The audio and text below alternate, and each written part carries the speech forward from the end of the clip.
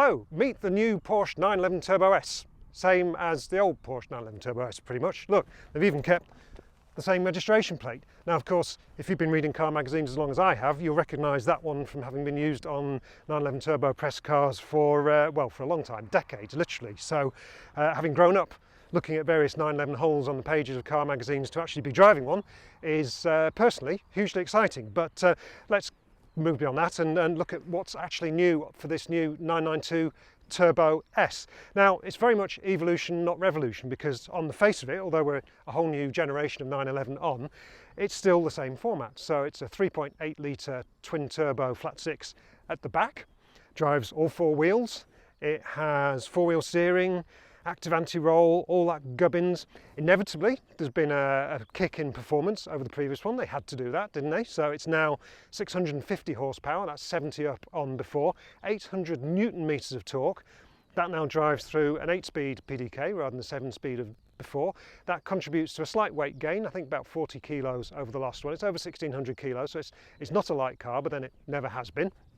In terms of what that does for performance, it's a 200 mile an hour plus car, 205 flat out, 0 to 62 in 2.7, that's 0.2 faster than the last one. But the really impressive figure, the one that really shows where the extra performance comes into effect, is the 0 to 200 kilometers an hour, or 0 to 124 miles an hour, and that's now 8.9 seconds, a whole second faster than the 991. That's a big chunk. But we often talk about 911 Turbo performance in relation to proper supercars. Just to put that into perspective, a Ferrari F8 Tributo and McLaren 720S, they are 7.8 seconds 0 to 124 miles an hour. So that just goes to show just how fast those cars are. But you know, less than 10 seconds 0 to 124 miles per hour is not shabby. That is a damned fast car. So what does it all cost? Well, it starts at £156,000, but inevitably in the way of these things, this press car has been loaded up with loads of extras, and it weighs in at £173,000 pretty much, which is a lot of money for a 911, isn't it? Well, especially a 911 Turbo. Let's just talk around some of the features on this new car. This one's got the PASM Sport suspension, which is 10mm lower. That's a cost option. They've also now gone for odd size wheels, so they've got 20-inch front, 21 rear. That's a new feature. Walking back, we've got this optional carbon roof. That adds a bit to the cost. The engine is based on the 3 litre from the Carrera, from the 992 Carrera, obviously heavily reworked. It's got the contra-rotating turbos, it's got a totally overhauled induction system, so now the turbos suck their air in through these side vents here, which have of course been on 911 turbos for ages, and then these extra ones on the rear wing here. So there are 4 inlets feeding the 2 turbos. They've also moved the charge cooler to under the rear wing here, so help keep the inlet temperatures down and power up and all that kind of thing. I help manage that. Another big area that's been worked on is aero. So this rear wing extends, and it has a number of different positions in conjunction with the extendable aero at the front. Now it's been on the 911 Turbo for a while now, but the system has been greatly expanded now. So there's up to 170 kilos of downforce in its maximum setting. It's got various stages of deployment according to what you're doing, different modes, all that kind of thing. It can now function as an air brake as well. There's even a wet downforce setting, which puts more downforce on the rear for confident driving in the rain.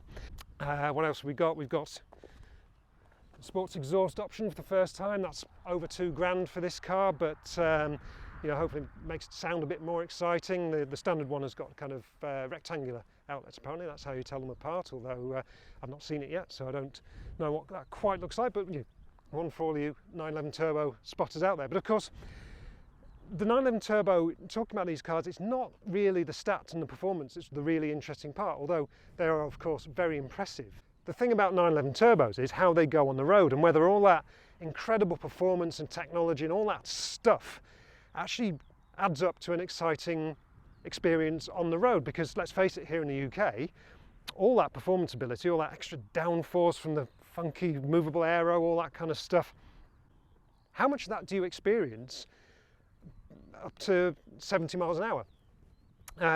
It's always an interesting question, because the car's abilities are pitched so high in the performance realm that previous experience shows that 911 Turbos can feel a little bit aloof and remote at lower speeds. Now, such are the times. The big kind of press launch that was supposed to happen for this car with the technical deep dive that we usually get, that hasn't happened. So instead I've picked up the car from Porsche GB in Reading. I've got a couple of hours. I've got a bit of B-road that I know. So it's going to be a little bit more kind of off the cuff, this review. So you'll have to bear with me on that. But I thought what I'd do was bring it to a B-road that I know really well and is really good, and just give it a run down the road and let you know what it's like from the hip, as it were, you know, just tell it as I see it. So you've got the technical overview, I've talked you around the car, let's hit the road.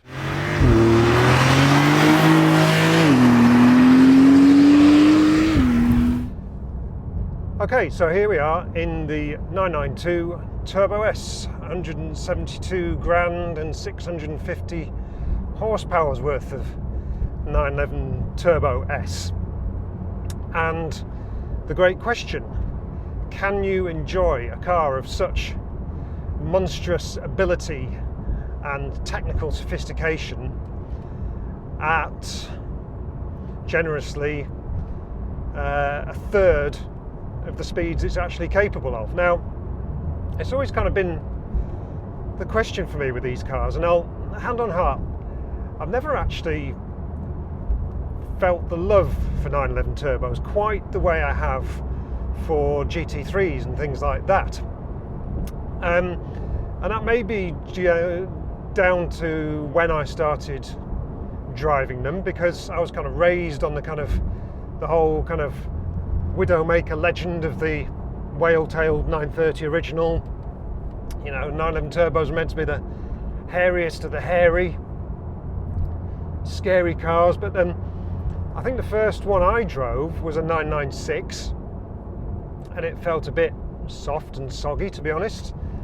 And then the ones I really started driving were 997s, and they were incredibly impressive, incredibly quick, as all 911 turbos are. But they just kind of lacked a bit of soul for me. I mean, I think for me a 911 turbo is a car that you could respect for a lot of things, for its usability, for its performance, for its technology and all the rest of it, but not kind of lust after or fall in love with in the way you could with a GT3 or something like that. And you know, I get it, it's a really appealing car. You're pretty much getting that supercar performance in a car with vaguely 4 seats that you can drive every day, 4-wheel drive, all the rest of it. It won't break down, it's usable, all the rest of it, but it's just not a car you could really kind of fall in love with. So, and then of course more recently the 911 Turbo seems to have rediscovered its mojo, and I think kind of what happened was Porsche spent so much time perfecting 911 Turbo and kind of ironing out all those kind of quirks and what were perceived as faults. It got so obsessed with that in its kind of German way that it kind of threw the baby out with the bathwater, because without all those quirks and all the rest of it, the car kind of lost what made it interesting. So it was no longer scary. The lag had been dealt with you know, the fancy variable vane turbos and all that kind of thing, and all these kind of you know, the 911 Turbo or the classic 911 handling foibles, they've been kind of dealt with as well, with all the kind of 4-wheel drive, 4-wheel steering, active anti-roll, all that kind of stuff. So they'd kind of done what people wanted. They got rid of all the faults, but they kind of also got rid of what made it exciting. And I think the car we can kind of credit with forcing Porsche to kind of look again, I think, is the Nissan GTR, which may be a slightly controversial argument, but hear me out. So basically when Nissan was developing the GTR, they kind of benchmarked it ruthlessly against the 911 Turbo. It had to beat the 911 Turbo on everything. And Porsche got quite annoyed by that, you know, all these kind of Nürburgring records and all this kind of stuff, and the idea that a car that was going to cost half, maybe a third as much as the 911 Turbo could even, you know, a Japanese car at that, could even claim to rival what a 911 Turbo could do. And obviously if you've ever driven the GTR, it's a very, very different machine. It's very raw, it's very transmission clunks, you know, you feel everything. There's steering's really nervy, it's quite pointy and adjustable and lively. All the things that a 911 Turbo isn't. But it's exciting. And I doubt you'd ever get anybody at Porsche to admit it, but I suspect there was some kind of reverse benchmarking went on, and they started driving some GTRs and going, hang on lads, there's something in this, it's kind of exciting, it makes kind of turbo noises, it's really fast and all the rest of it, and people love it. So there you go, that's my theory of how the modern 911 Turbo is defined by the Nissan GTR. So you may think it's nonsense, but that's my tuppence worth.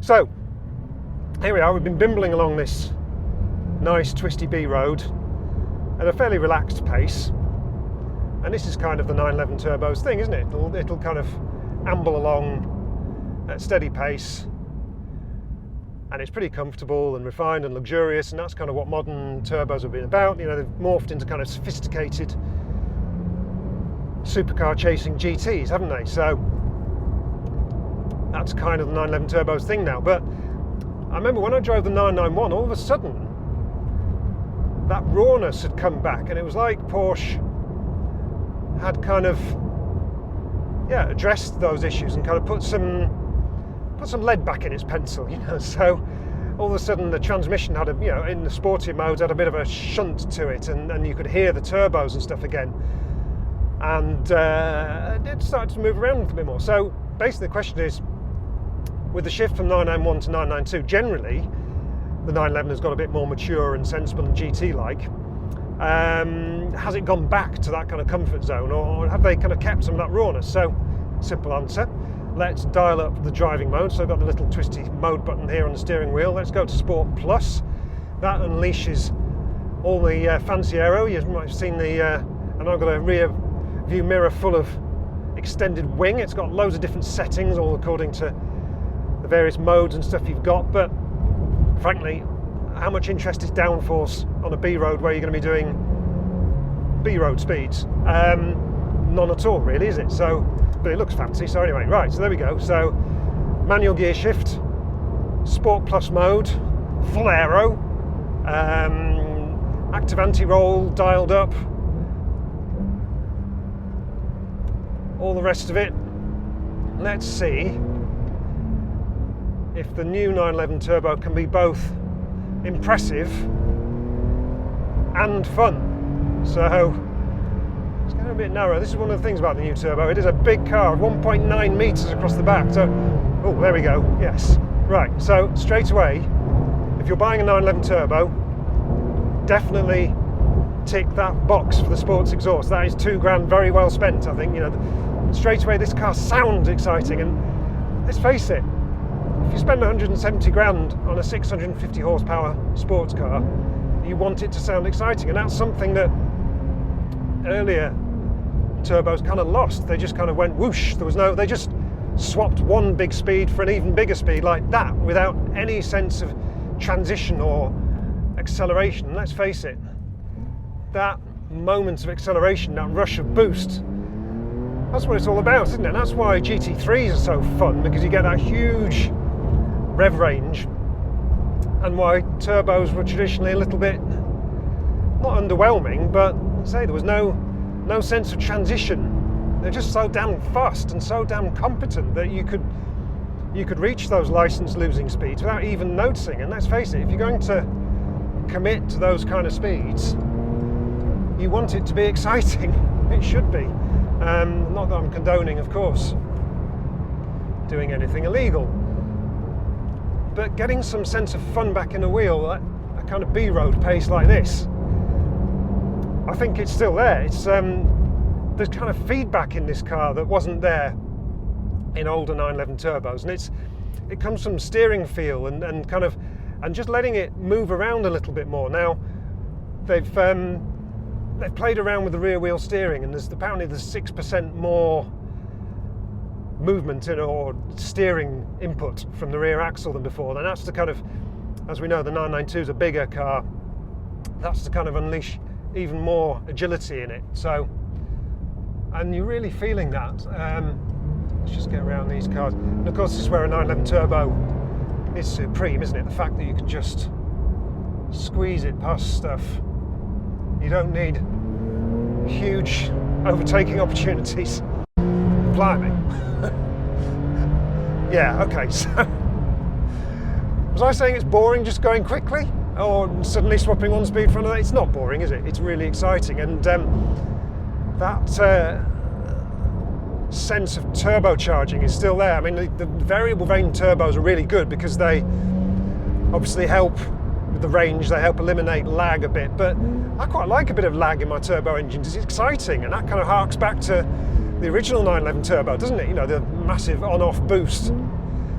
And managing that boost is all kind of part of the fun of driving a turbo, to my mind, and you know, it's kind of the sort of thing you should be excited by. Now, this road's getting very narrow now, and I am conscious that this is a very, very wide car indeed. So that, as much as anything, is limiting how much of that 650 horsepower I'm willing to use. But play, God, instant punch thanks to those fancy turbos. But what was I trying to say? Well, basically was that in this kind of sport mode, the technology is really unobtrusive, and I think that's been one of the really impressive things. As I say, you've got active anti-roll, active dampers, four-wheel drive, four-wheel steering, but you don't feel any of it. All you feel is this kind of lovely harmonized package, and at this kind of steady pace. There, you just got a slight wiggle there under braking, which is, you know, in kind of chassis engineering terms, that's bad, because you shouldn't be able to feel that, and that's what previous turbos kind of ironed out. But in this new one, and in the 991 that came before it, they kind of engineered it back in, and it feels exciting, and it makes this car feel fun, even at respectable speeds. And I think that is the real achievement with this car, not the extra performance, the fancy aero modes, the promise of being more digital than any 911 that's been before. It's the fact that you can drive it at a kind of respectable speed, and it gives something back. And as I say, I'm going to come back to that GTR point. I think Porsche realised that the 911 Turbo had to be more than just fast, it had to be fun as well. And this thing is fun. I mean, I started this road thinking that maybe you'd be having more fun in a 718 Cayman or Boxster along it, or something like that. Something smaller, with more relevant performance, something like that. But I'm quite happy to be proven wrong, because this thing is absolutely fantastic to drive on a B road as well, and yet will mooch like a proper grown-up GT as well. Stuff like the ride is acceptable even in this kind of PSM Sport, even in its sportier setting. It's a lot quieter than old 911 turbos. You always used to have a lot of tyre roar on them, didn't you? That's a lot more impressive, it's a lot more refined. So there we go. In one little stretch of B road, I have in effect proven myself wrong, haven't I? Because I started out saying that I didn't really like turbos. They were all a bit sophisticated and soulless, too fast to be fun, too high tech to be charismatic. All of that I've just proven absolute nonsense.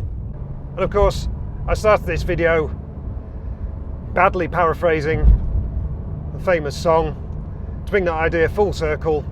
Meet the new boss, same as the old boss.